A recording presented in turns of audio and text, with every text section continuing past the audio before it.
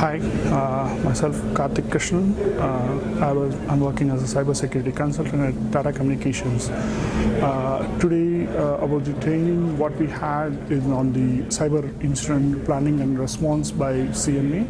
So training was quite informative, and Mr. Amar, expert, trainer with the InfoSec. So he covered a lot, very topics today.